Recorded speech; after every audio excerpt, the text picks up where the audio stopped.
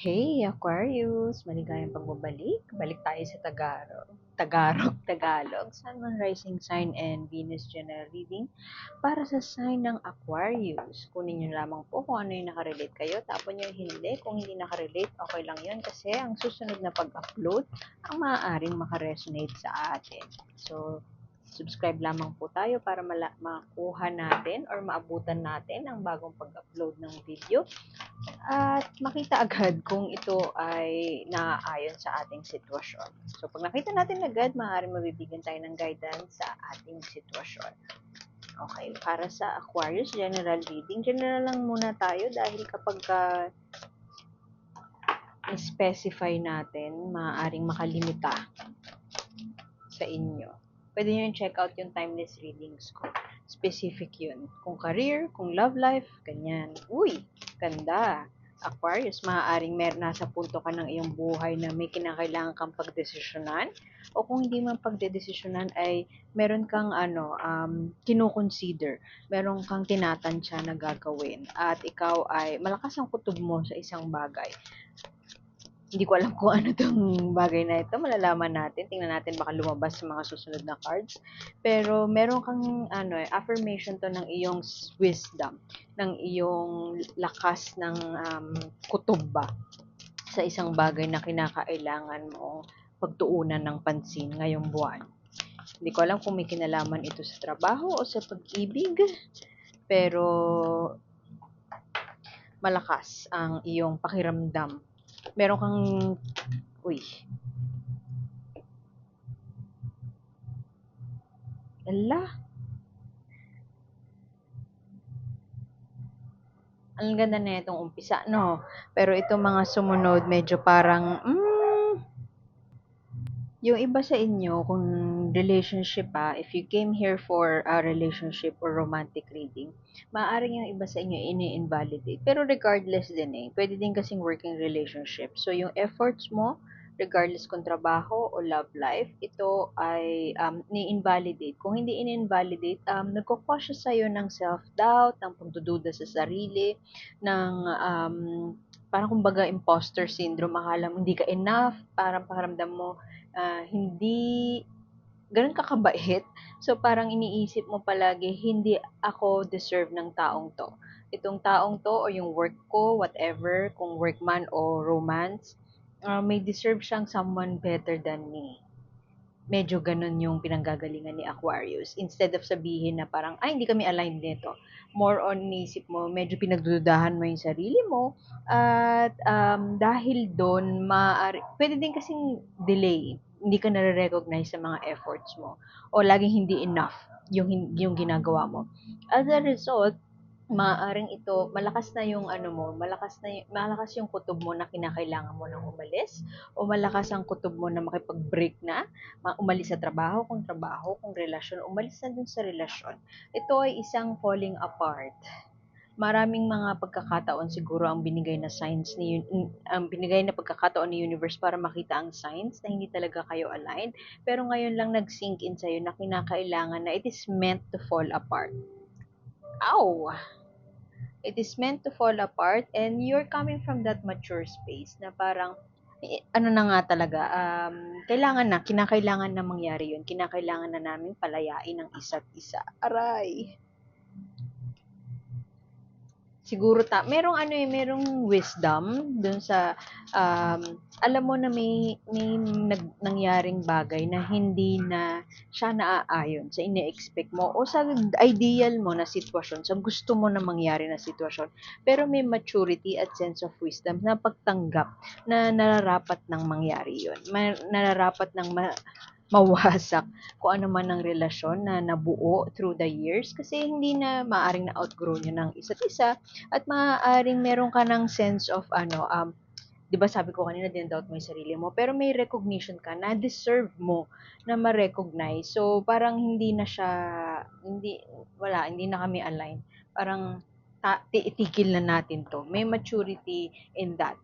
When you let go of somebody, it takes a mature person and wise person para fully maintindihan ang yung palayain, ang um, pag-ibig, palayain ang taong minamahal mo dahil mahal mo siya. Maraming hindi makakaintindi do'n.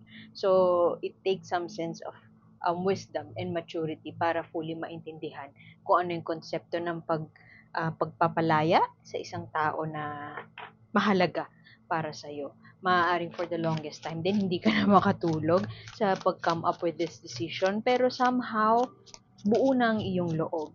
Siguro yung kung meron ka mang blocker ngayon, ang pinag-iisipan mo is, sa akin ba manggagaling o I'll just wait for the other shoe to drop? Ibig sabihin, hihintayin ko na lang ba na sa kanya manggaling? The dirt will never be in my hands. Maaaring yung iba sa inyo ganun. Tapos yung, hindi ka na ano eh, alam mo yun, parang kahit magkasama kayo sa isang bubong, hindi ka na matahimik. Parang nagawa mo na yung part mo sa mga bagay na kung kinakailangan mong yung pagdesisyonan, pagdiskusyonan, nagawa mo na yung part mo. At hindi ka nagkulang. Dahil hindi ka nagkulang, payapa ka na. Subalit yung iba sa inyo, maaaring alam mo yon, tingnan mo, bukas palad niyang nilelet go ang isang bagay. I mean, lobster dito. Pero may pagbukas palad or may openness doon sa kung ano man yung mangyayari, yung falling apart na mangyayari. Karamihan or maaring iba sa inyo ay hindi pa rin willing o nagdadalawang isip pa rin kung aalisan niya na yung sitwasyon. Merong struggle sa pag-let go, kumbaga. At hindi pa kayang sumuko ba? Sumuko dun sa pagbabago na mangyayari once na i-let go mo na itong relasyon na ito. Doesn't matter kung working relationship o romantic relationship. Pero meron kang, alam mong hindi ka nagkulang, naroon ka na sa space ngayon ng pag-iisip o malakas na yung kutob mo na kinakailangan na tong talikuran o kinakailangan ng umalis, pero meron pang resistance of some sort. Siguro kung dati hindi ka makatulog, kakaisip, ngayon medyo nakakatulog ka na, pero medyo nagdadalawang isip ka pa. Medyo may parang gusto mo pa ng hustisya para i-recognize yung efforts mo. Sabihin niya lang na parang, alam mo yung kanta na say something, I'm giving up on you. Parang ganun. Sabihin mo lang, mahal mo ko, whatever, kung ano man yung gusto mong marinig. Sabihin mo lang, baka magbago pa ako ng isip. Pero sa ngayon, alam mo na wala nang magbabago. Gusto ko sabihin na, at sinabi ko din naman kanina, parang buo na yung decision mo. Pero, deep inside, hindi pa talaga buo. Kasi, may pa sa'yo. May part of you, I don't know, maasa pa na may magbabago. Nakakatulog ka na and parang medyo nakahinga na ng kaunti, nakaluwag-luwag ang puso. Pero,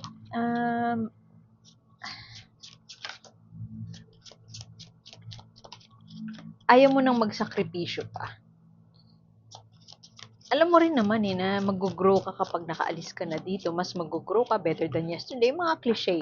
All is well, everything will be fine tomorrow, whatever. Pero medyo pa tayo, meron pang konting parang reservation na yakapin ang bagong perspektibo ukol sa mga bagay-bagay. Siguro, nagkaroon na kayo ng heartfelt conversation kung paano yung anak nyo, kung paano yung turnover ng trabaho, whatever na moving forward na gagawin. Pero,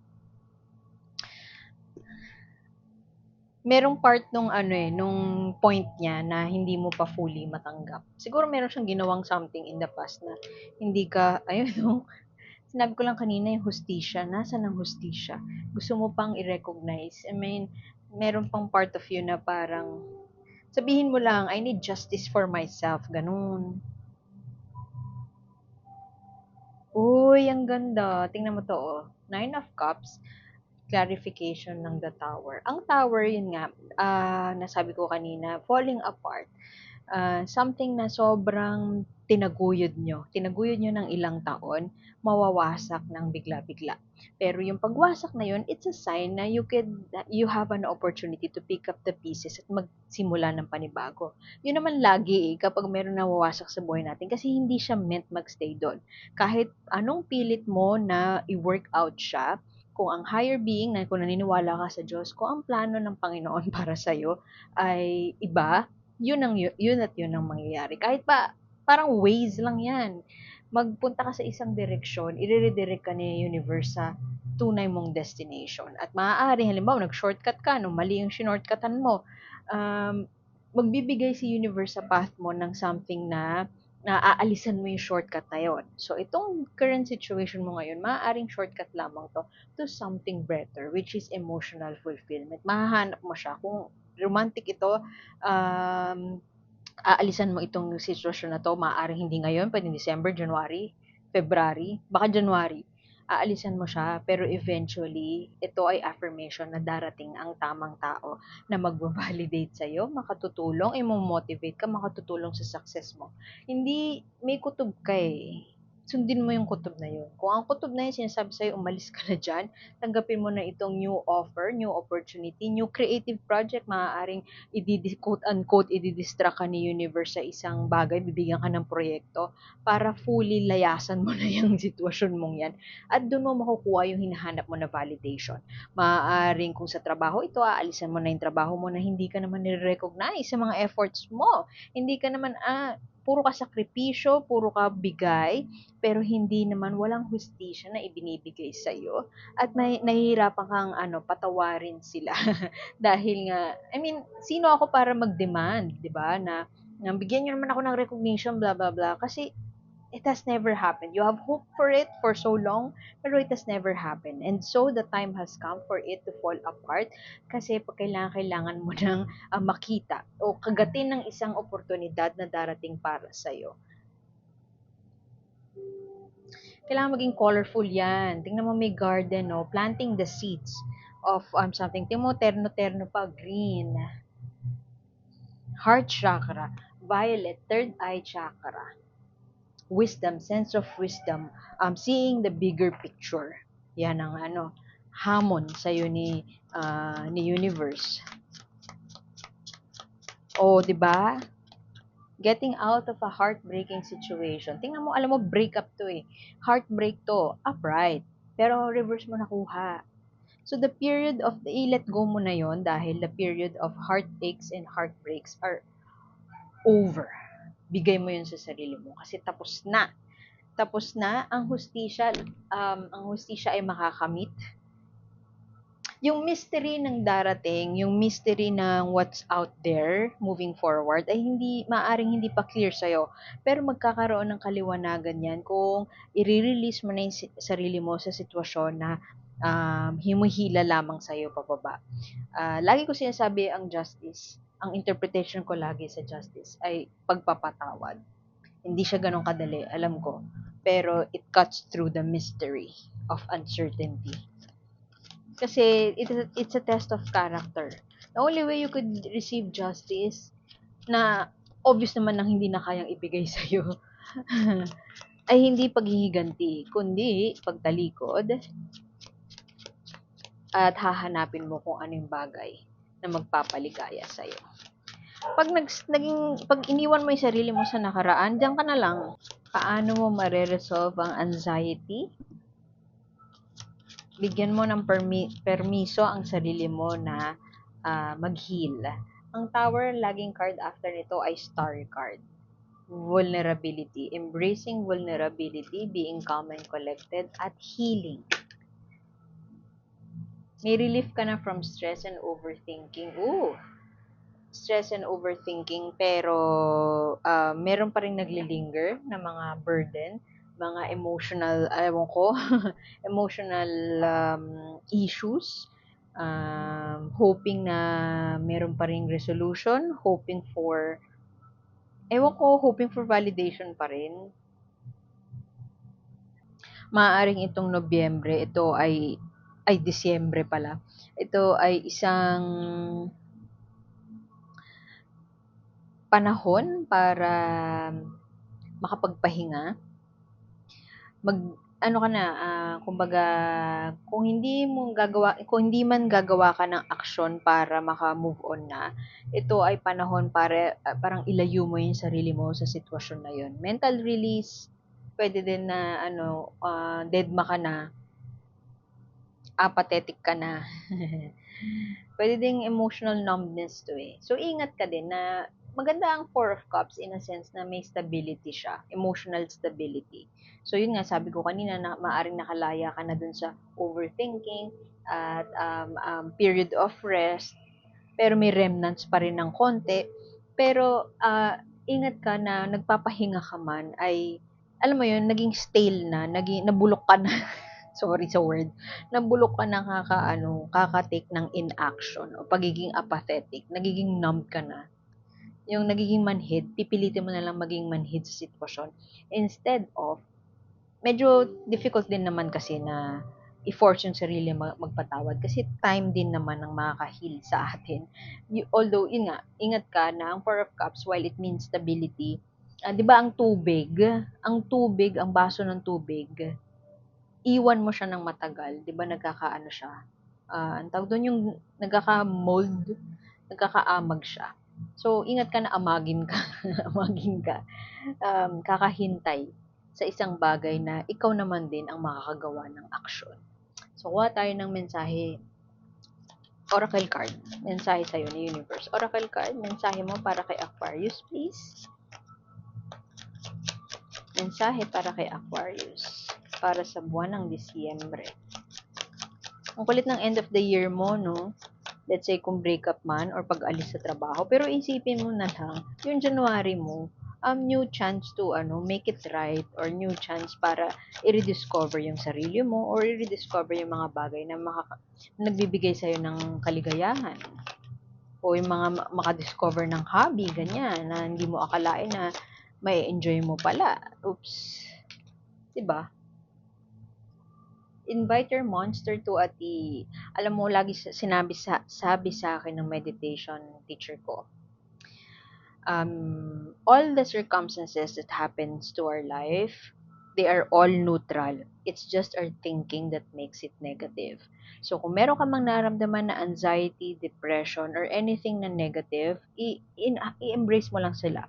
Invite your monster to a tea. Papasukin mo lang sila sa pintuan mo, pero wag mo silang tatambayan. Yun ang mensahe nito. Hindi mo kailangang i-avoid. Ang dami nagagalit sa mga nagsasabi na think positive, pero totoo siya. Kahit pa, hate me all you want. Pero totoo kasi siya. Siguro hindi lang siya piniphrase ng tama kasi. Hindi siya piniphrase in such a way na maiintindihan siya ng mga tao. Kinakailangan mong i-welcome. To, i-embrace mo lang yun eh. Hindi naman sinasabi ng mga positive people na wag mong i-welcome. Ang sinasabi lang nila, wag mong piliin na tambayan yung negative na mga emosyon na yun. Kasi may neuroscience behind it. Yung brain mo, turuan mo na, pag tinitrick mo yung brain mo, na mag-focus sa isang bagay na hindi maganda, alam mo yun, tas dagdag mo pa yung stress, meron siyang wire na wire siya in such a way na dun na lang siya magfo-focus and it will take its toll on you. When in fact, you can actually choose, not push away yung mga negative. Hindi siya basta-basta like, hindi, okay lang yan, iiwasan ko yung negative, think positive daw, yung mga ganun. Siyempre na toxic nga naman talaga yung ganun. Pero meron kang power to choose na mag-focus sa mga bagay na makakatutulong sa'yo. Yun, okay?